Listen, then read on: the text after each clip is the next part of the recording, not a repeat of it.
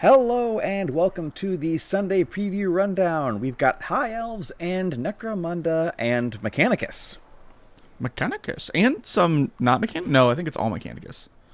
For Horus Heresy in general. There is some not Mechanicus. There's a couple characters for Horus Heresy as well.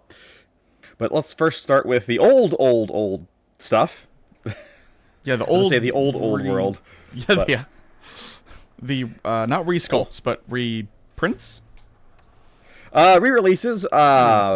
Starting off with the High Elf Mages. So this is, of course, the Wave 2 of the Plastic High Elves kit Wave 2 of the Plastic High Elves release for Old World, of course. Some folks have pointed out, like, wow, High Elves got a lot. And like, yes, they did. they were popular back in the day. 25 years ago. Well, I mean, people, this kind of, for those who weren't around for it, there's a reason why people were so excited when Lumineth came out in Age of Sigmar. High Elves were a really big part of the Old World and were conspicuously absent from Age of Sigmar for so long. So first off, we've got the High Elf Mages, which you can build either a mage on horse or a mage, technically on foot, but they definitely have a rock stand there. Yeah. He's still mounted. Don't worry about it. Yes. And I believe that is a new kit. Yes, I believe that is new as well. It looks really good if it's old. Yeah, it is new. And if the rocks alone are a dead giveaway, because they would have never done that in 1994 or whatever. True. If I'm wrong, let me know. What's not a new kit, though, is the Dragon Princes of Kaldor. So these are basically your elite heavy cavalry. Mm-hmm. They got the really cool dragon armor. Yeah, their lore is that Kaldor is where all the dragon riders were from.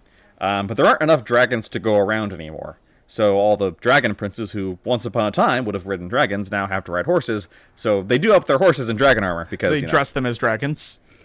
We totally would be riding dragons if there were enough dragons to ride. They're just not. I can't remember if this is... Oh, sorry. No, I was going to say... no, my dragon lives in Canada. I definitely have a dragon, you guys. I do have a dragon. She lives in Vancouver. She cooks like my mother. And I cannot remember if this is... This is not a new kit, but I can't remember if it used to not be plastic and now it's plastic. But it is definitely now plastic, so... Yes. And 10 cavalry, and for that size, is pretty good. Yeah. Although, dear God, those lances. Yes, but hey, at least they're plastic and not... At least they're plastic lances. Not metal or snappy resin. Mm-hmm. Also in plastic, the Elven Archers kit. You get 32 of them, which is a nice little bit. That is the fun thing about the way elves work in fantasy, is that they just have smaller unit sizes. Yeah, so they're supposed to be more elite. Yeah, instead of getting a block of 20 archers like Empire, you get a block of 16. Mm-hmm. Which I like how they do that. Yeah, it's nice. You just get less models, but they're more expensive on the tables, so you need less models. Right. I like it better than Age of Sigmar, where everything is in 3s, 6s, or 10s. Okay. Or 5s, so I guess. You like it being just a little bit different? Yes. Okay. Because that, to me, sells the eliteness more than, like, Lumineth Realm Lords. Still being in blocks of 10, but you just get fewer of them. Yeah, that's fair. I can agree with that. Because then you can point them the same, and it's like, oh, they're cost the same amount, but you get fewer guys, blah, blah, blah, blah. And then, of course, the classic Elven Spearmen. I actually have some of these. Oh. I was going to use them as old Empire... I was going to use them as Cities of Sigmar models, but then they got removed. So they axed them. Yep. These are classics, plastic. Yep. And then the Tyran Rock chariots, you can build... the kit comes with 2, which is actually kind of nice. Mm-hmm. And you can either build them as the Tyran Rock chariots, which are the basically the archer-based version, or a lion chariot of Trace, which is the melee version, as evidenced by the fact it's driven by lions. Yeah, it turns out lions melee. Yes. You can also, and I like this, you can assemble the lions separately if you choose to build the Tyran Rock version. Oh, cool. Are they like a unit that you can just take on the field as just lions? Yes, they are. Okay, that's actually kind of sweet. Yeah, that's a nice little bonus. More lions in wargaming. Yeah. And then the return of the king, or well, a king rather, a classic model, one that people have been raving for years, the Lothern Skycutter, Yes. which is an eagle chariot. When you think about High Elves, just like close your eyes and think about High Elves, this is the thing I think of. Because it is so iconic. I also like that it comes with a Sea Guard High Elf Lord on foot. You know, just to run after it and scream, I guess. Yeah. So I think it's supposed to be like, you can build it as the thing with the big crossbow, or the big bow, or the guy. So if you build it with the big bow, you get the guy on foot. Yeah. And I do love the thought of having a melee weapon while being like 40 feet in the air. Or I'm going to dip down so I can smack this guy. Get him closer, I want to hit him with my sword. Yeah, given how many things are flying and annoying in, you know, this fantasy world, like, you probably do need that. Because That's otherwise true. those, you know, the harpies of the Dark Elves are going to tear you apart if they get into melee with you. You want at least something. Or tall enough to just smack from up there. Well, that at least you could just fly higher. That's true. But yeah, wonderful old model. I mean, I dislike the plastic flight stands, but that's a me thing. I think you could make this better without it. But Josh, the actual model part is great. It's not just the you thing. Everybody hates some those. people. Not everybody. But the actual model itself is good. Yes, if you can do like some kind of trick like they've done in new GW stuff, where it's like brushing a tree or something like that to keep it flying. I think you have him really dipping lower enough to hit a guy with a sword. Yeah, fair enough. Doing a sick drift. Wow. Eagle drift. And now going from the old world to the old dead world. You got Necromunda. I prefer from the skies to the underground. That works. So we've got the Abyssal Ferrymen. These are the two named ferrymen from the book of the Secundus book. Mm-hmm. Hagthor Yarlin and Aster Felstern. They're basically named ferrymen who you can use in your Secundus campaigns. Yep. They just kind of threw like syllables at the wall, and they're like, "Yeah, that's a name." I mean, Aster's a name. I know Aster's. It's usually spelled with an H, but Hagthor and all that stuff. Hagthor is I'm gonna make fun of friend of the show, Kevin. Very dwarven name. It is, yeah. Well, yeah, I gotta have. Yeah. So yeah, these guys were just previewed really recently. Yes, so I'm surprised they're here already. But although we knew they were coming because they were in the book. Yeah, they were in the book. And we got Silberlant Sevos, the Infotech. Silberlant. Yep.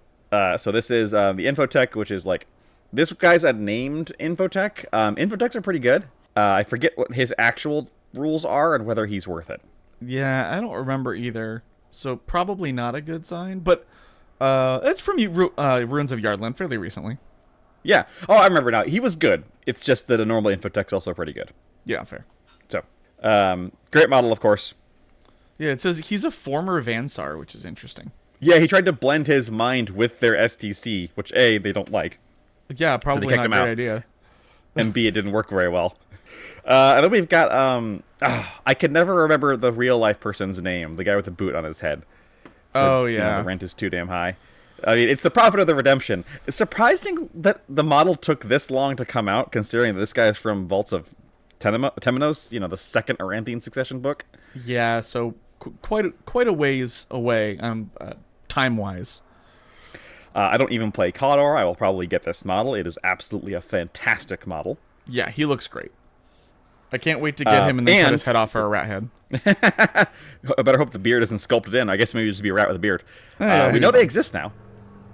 That's true. His rules, of course, if you don't remember, are he's purely support.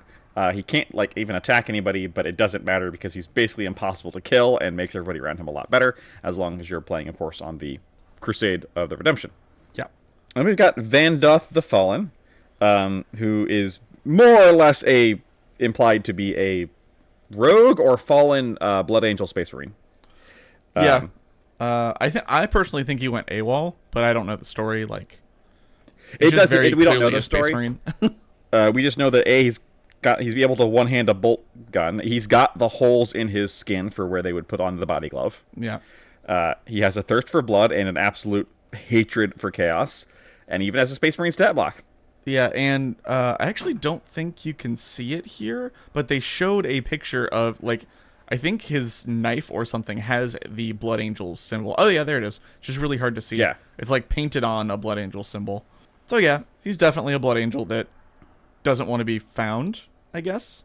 Yeah, who knows? He might have fallen partially to chaos. He might have done something so bad that they wouldn't even let him be a Black Shield in the Death Watch. Who knows? But model is sick. Yep. I see this as good for conversion fodder, Yep. personally, but I never thought I'd see a Space Marine with a bedroll. He's got to sleep somewhere. Yeah, true. And then we've got my personal favorite, the Whisper Merchant and the Psychoteric Thrall, which is not my personal favorite, but the Whisper Merchant, who is a really good model, as we talked about in the Book of Shadows. Yeah. Really good rule set. Whisper Merchant is very good. You'll basically always make your money back with this guy. Yeah. More importantly, though, because he's a hanger-on, so you don't ever actually want him to be in combat, this model is sick. Oh, yeah. The real problem with the hanger-on models is, like, they make them cool on purpose because when they're on the board, it's a bad thing. Yes. At least you have the cool some model. exceptions. That's true. There are Some exceptions. These are not. Some of them can throw hands. No. So you were saying that the Prophet took long to come out. These are from the Book of Shadow, and the previous one was from the Book of Ruin. Those are like 5 years old at this point. Oh, sure, but that's an established thing, like we're going back and making old hangers-ons. The Prophet is actually a story-relevant character that usually they have those out.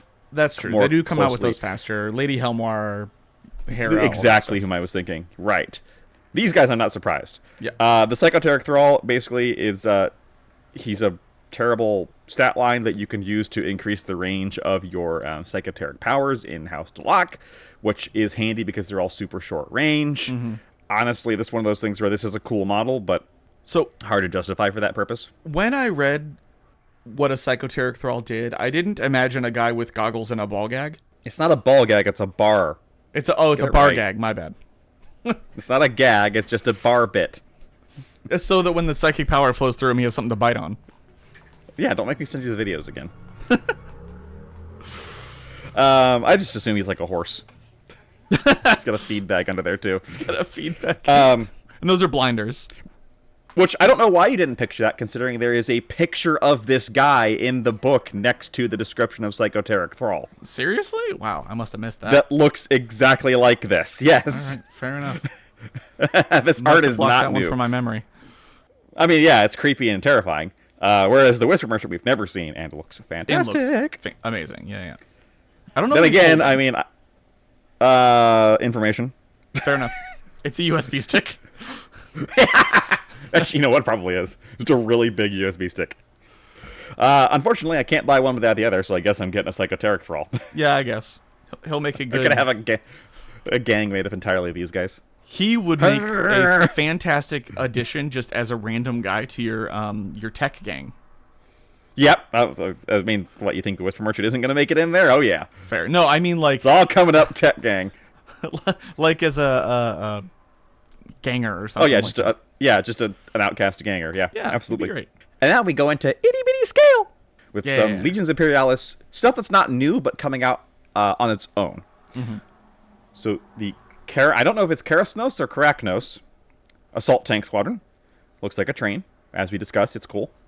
It is cool. And there's the two options in here. There's the one with the big missiles on the back and the one with the laser guns. Right, yes. Yeah, so this is two different options. The Krios Squadron, which, as we discussed, looks cool. It does. Also two different options. Mm-hmm. The Acastus Knights Asterius. Too many A's in there. Yeah. More Knights. Knight Atropos. Give me a plastic Knight Atropos for 40k. Do it! Sorry. Maybe someday. Questoris Knights, Megara, and Styrex. So basically just a big old collection of vehicles. Yep, lots of vehicles. Knights for the Mechanicum. And then briefly over to the Horus Heresy to top it off with two named characters. Both for Loyalist side, we've got Aster Chorn. Boy, that's an unfortunate name. I think that's Crone. Aster Chorn. No, it's Chorne, No, so it can't be Cruh anything. No, it's Crohne. So CRO like crow.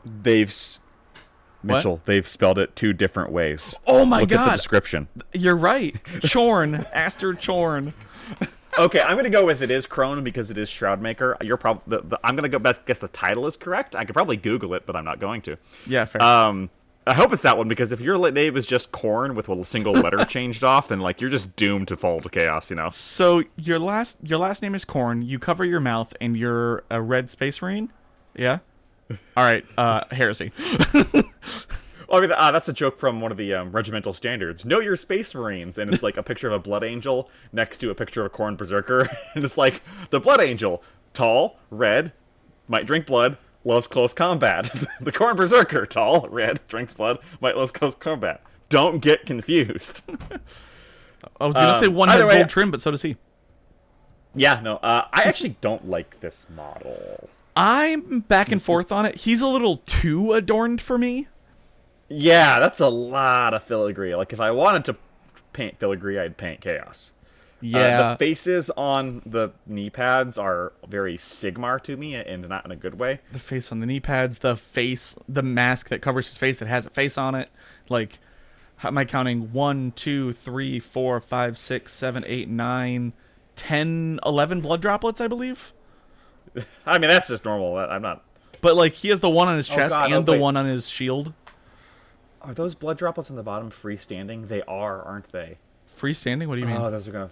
Like, they're not... They're just hanging off. Oh, yeah, they're yeah, not set on a background or anything. He has the little tabard thing, and then they're hanging off That's that. Snap City, man. And it's resin. Say goodbye to those things. Yeah. Yeah, he's a little too fancy for me. Yeah, not my bag. We'll ask friend of the show, Cody, what he likes, because he actually likes Blood Angels, though. So he does. Maybe he's like, oh my god, this guy's amazing. And then we've got Cadus next, the Blood Crow, which I really feel like we should be swapping these people's names. Right? You would think. So I guess he's a guy who is a criminal, and then they made him into a Space Marine, and even now they don't like him or something like that. I like this guy better. He is kind of cool looking. I like this guy better. I feel like because he has the armor and then the fabric on the armor, he looks a little too bulky around the shoulders. But he does look cool. If he came with a helmet, or comes with a helmet, he might, because sometimes they do that. Yeah.